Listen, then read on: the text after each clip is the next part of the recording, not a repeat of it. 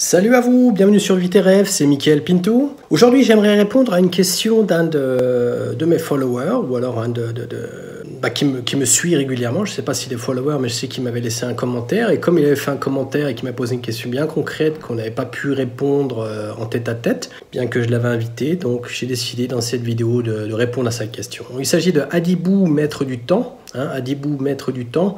C'est comme ça que c'est le pseudo donc, de la personne qui m'avait posé une question donc en commentaire sous une de mes vidéos. Et Adibou voulait savoir en fait, je veux devenir riche, concrètement, que faire?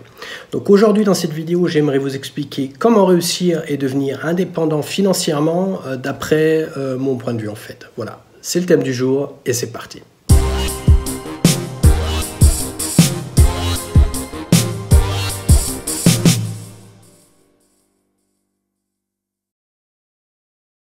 Alors pour répondre à cette question bien concrète, comment réussir et devenir donc indépendant financièrement, ou alors comme demandé à Adibou, j'aimerais devenir riche, concrètement que faire? Je vous ai ramené pour ça 5 techniques, 5 éléments nécessaires, donc 5 choses à faire, 5 techniques, et pas seulement 4 et pas seulement 3, mais 5 techniques à faire ensemble, justement pour arriver à moyen ou alors à long terme, et moyen long terme, je ne vous parle pas du jour au lendemain de devenir millionnaire, mais de pouvoir améliorer votre situation financière dans les prochains mois jusqu'à les prochaines années si vous n'êtes pas si rapide que certains le sont. Voilà.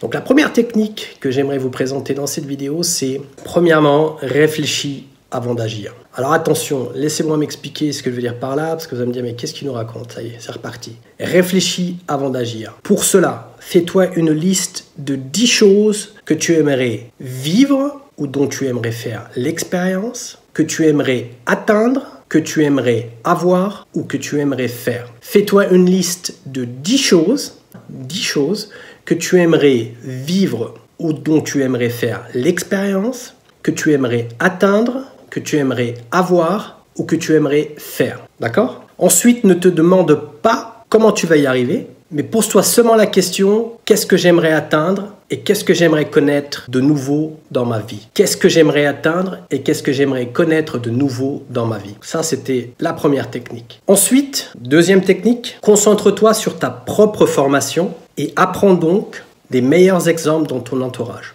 Concentre-toi sur ta formation et apprends des meilleurs exemples dans ton entourage.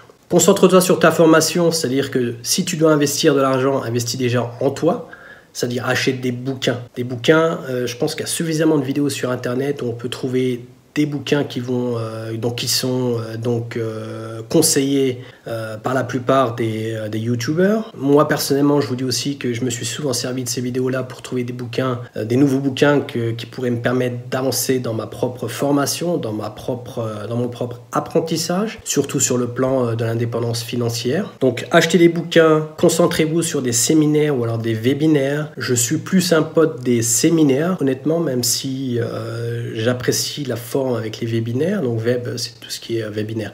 Les webinaires, c'est tout ce qui est en ligne, mais je pense que les séminaires sur place, ça coûte peut-être un peu plus. Mais au moins, vous avez la possibilité d'avoir une personne en face de vous à qui vous pouvez donc poser des questions, à qui vous pouvez poser des questions et avoir des réponses vraiment à vos questions. Alors que quand vous êtes en webinaire, bien souvent, vous avez une vidéo que vous avez achetée et si vous avez des questions, vous recevez la réponse seulement ensuite. Pardon, je crois que j'ai un cil dans les yeux. Voilà. Donc, deuxième technique, concentre-toi sur ta propre formation, donc c'est ce que je viens de vous expliquer, et apprends des meilleurs exemples dans ton entourage. Fais-toi une liste, et je sais qu'il y a énormément de gens qui ont énormément de problèmes avec ça. L'idée n'est pas de moi, mais je sais que par exemple Kiyosaki s'en sert dans ses séminaires justement pour apprendre la liberté financière. Quand on demande aux gens de faire une liste des gens dans son entourage et de classifier ces gens dans son entourage, la plupart des gens ont un problème.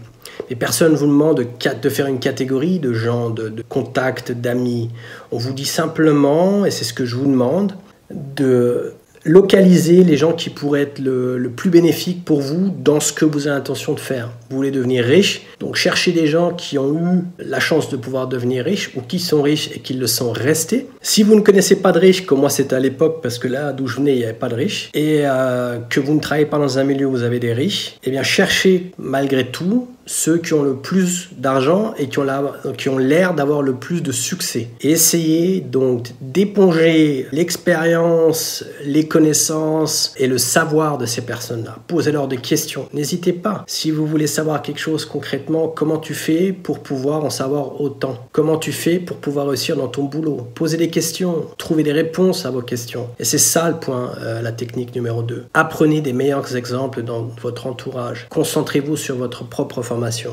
Ça va en paquet, donc en duo en fait si vous voulez. Donc, il était nécessaire donc pour le point 2 d'investir sans vouloir gagner directement en retour. Ça c'est un fondamental. Il faut bien se dire qu'il faut investir en vous, investir du temps sans vouloir gagner directement. Ensuite, cherche-toi un ou plusieurs mentors pour apprendre de leur expérience directement. C'est ce que je viens d'expliquer. Si tu connais des gens dans ton entourage qui peuvent le faire, demande-leur de te coacher peut-être. Ensuite, bien évidemment, il y a des gens comme moi, et je ne suis pas le seul, je sais qu'il y en a d'autres sur le marché, bien évidemment, qui proposent ce genre de service, donc d'être mentor ou alors coach de certaines personnes. N'hésite pas à prendre ce genre de service pour pouvoir réussir financièrement, avoir cette liberté financière, cette indépendance financière. Investis cet argent, il n'y a qu'en investissant qu'on retouchera quelque chose en retour. Ensuite, technique numéro 3, détiens des compétences de spécialiste dans ton domaine. Détiens des compétences de spécialiste dans ton domaine. Si tu es une baltringue dans le domaine dans lequel tu exerces ta profession, tu auras énormément de mal à avoir une certaine indépendance financière. Si tu n'es pas l'un des meilleurs, tu peux déjà oublier. Si tu es un parmi tant d'autres, tu peux déjà oublier. Si tu es une personne, une femme parmi tant d'autres, tu peux déjà oublier. Je ne te demande pas de devenir le meilleur, je te demande de détenir des compétences de spécialiste dans ton domaine. Moi, dans le consulting, comme je l'ai déjà dit plusieurs fois, mais je le répète, si je ne m'étais pas fixé comme objectif de devenir un des meilleurs déjà dans ma société, et ensuite de devenir un des meilleurs dans le domaine dans lequel j'exerce, dans le secteur, j'en serais pas là où j'en suis. Je ne vous dis pas que je suis le meilleur, mais le fait de m'être fixé cet objectif m'a permis de devenir meilleur. Et meilleur que beaucoup de gens qui ont essayé et qui ont échoué. Donc, détenez des compétences de spécialiste dans votre domaine dans lequel vous exercez. Ne fais pas l'erreur d'attendre de te croire spécialiste pour agir. Ne fais pas l'erreur d'attendre de te croire spécialiste pour agir. Je peux te le dire en tant que consultant, si à chaque fois, dans un domaine où je dois livrer une expertise, je veux dire, parce qu'il y a énormément de situations où je dois améliorer, rafraîchir mes connaissances, si à chaque fois je devais faire ça jusqu'à temps que j'ai une sensation de sécurité à 100%, je serais plus sur le marché parce que les gens auraient dit, écoute, on n'a pas le temps d'attendre, on veut une réponse catégorique, on veut une réponse maintenant et pas dans 10 jours. Il faut répondre directement. Donc en fait, le truc c'est simplement de réagir proactivement. N'attends pas qu'on te demande une expertise, acquéris cette expertise, sois compétent, sois spécialiste dans ton domaine et tu auras agi proactivement justement pour donc appréhender ce genre de situation. Ne fais pas l'erreur d'attendre de te croire spécialiste pour agir. Agis, fais des erreurs, apprends tes erreurs, apprends ce qui est nécessaire par rapport aux erreurs que tu as fait, parce que si tu fais des erreurs, c'est-à-dire que tu ne fais pas tout parfaitement, c'est-à-dire que tu ne gères pas tout parfaitement, donc fais les choses, deviens un spécialiste, donc en agissant, en faisant les choses et pas seulement en apprenant la théorie. Il y a énormément de bouquins. Je disais auparavant, investis en toi-même en te formant.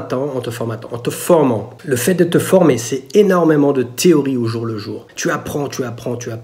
Une grosse partie, si tu ne la mets pas en pratique, dans 10 jours, tu as déjà tout oublié. Il y en a même des fois, des situations, je ne parle pas de gens, je parle de situations, où les thèmes sont tellement compliqués que si je ne mets pas ça en pratique assez rapidement, j'oublie ça d'ici quelques 24, 48 heures, 72 heures. Ça dépend du type de connaissances que j'acquiers.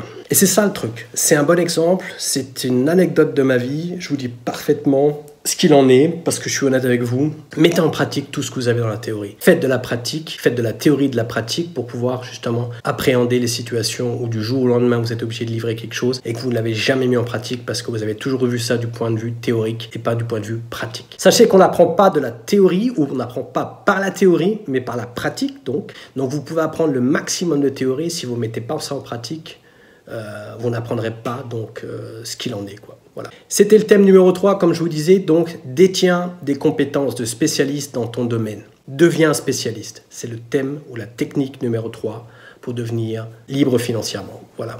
4e technique, construis-toi ton propre réseau de spécialistes. Thème numéro 3, c'est deviens toi-même un spécialiste. Quand tu es devenu un spécialiste, Thème numéro 4, construis-toi ton propre réseau de spécialistes. Ça veut dire quoi? Ou alors pourquoi on a besoin de spécialistes autour de soi? À notre époque, quand on veut réussir, tout repose sur ce que tu domines et tout repose sur tes contacts que tu as dans ton réseau personnel.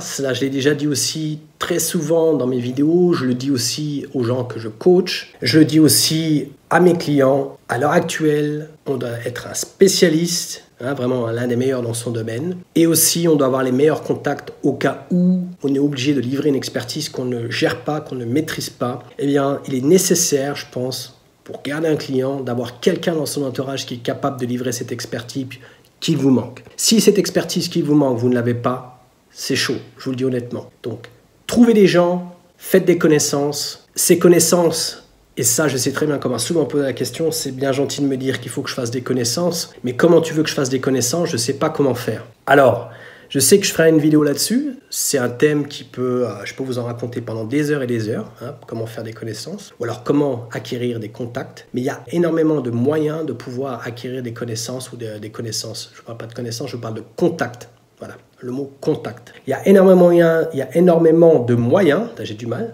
il y a énormément de moyens d'acquérir des contacts. Et un des moyens, c'est de se rendre à des séminaires ou alors à des congrès spécialisés dans les domaines dans lesquels vous êtes. Si vous êtes dans le conseil de marketing, il dit qu'il y a un summit, donc c'est un sommet sur le marketing web, offline, et quel soit le type de sommet ou de congrès, allez-y, ayez vos cartes de visite sur vous, faites de la pub autour de vous, parlez, faites du small talk, comme on dit small talk, c'est des petites conversations, cassez la glace avec les gens avec qui vous êtes sur place, faites parler de vous, apprenez à connaître des gens, apprenez à connaître ce qu'ils peuvent, ce qu'ils savent, et restez en contact par rapport à ces gens-là. Deuxième étape, dès que vous avez rencontré ces gens-là, moi c'est ce que je fais, donc je vous raconte pas un truc bidon que j'aurais lu quelque part, c'est comme ça que je fais ça depuis pratiquement 15 ans maintenant. C'est qu'à chaque fois que j'ai rencontré des gens, je rentre en contact directement par les réseaux sociaux, quelques heures plus tard ou alors quelques jours plus tard au maximum.